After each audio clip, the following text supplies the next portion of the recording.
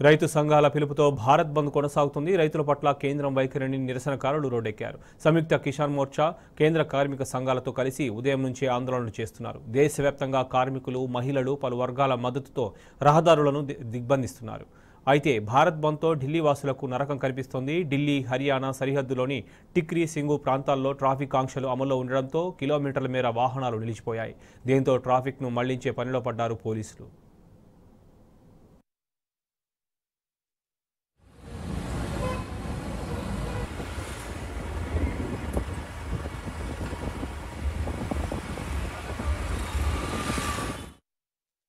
భారత్ బంద్లో భాగంగా ఢిల్లీ వైపు తరలిస్తున్న రైతులను నిలువరించేందుకు హాస్తిన సరిహద్దులో భద్రతను కట్టుదిట్టం చేశారు పోలీసులు.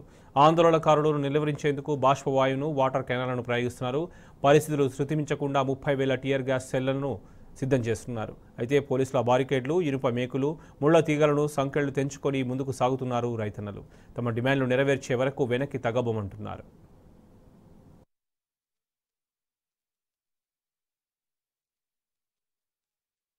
ఎంఎస్పీ చట్టబద్ధతతో పాటు 21 డిమాండ్ల పరిష్కారానికి పట్టుబడుతున్నారు. ధరల పెరుగుదల నియంత్రణ, నిత్యావసరాలపై జీఎస్టీ కొనసాగింపు, పెట్రోల్, డీజిల్ ధరలు తగ్గించాలంటున్నారు. ఆహార భద్రత, అందరికీ ఇల్లు, ఉచిత విద్య, కనీస వేతనం, ఉపాధి కల్పన అమలు చేయాలని డిమాండ్ చేస్తున్నారు రైతు నేతలు. రుణమాఫీ, రైతు సమస్యల పరిష్కారం, విద్యుత్ సవరణ బిల్లు ఉపసంహరణ, రైల్వే రాయితీల పునరుద్ధరణ, ప్రభుత్వ రంగ సంస్థల ప్రైవేటీకరణ నిలిపివేత సహా కీలక డిమాండ్లతో నిరసనలు జరుపుతున్నారు. అయితే ఈ బంద్లో అత్యవసర సేవలు మినహా బోర్డు పరీక్షలు, విద్యా సంస్థలు, బ్యాంకులకు మినహాయింపు ఇచ్చారు.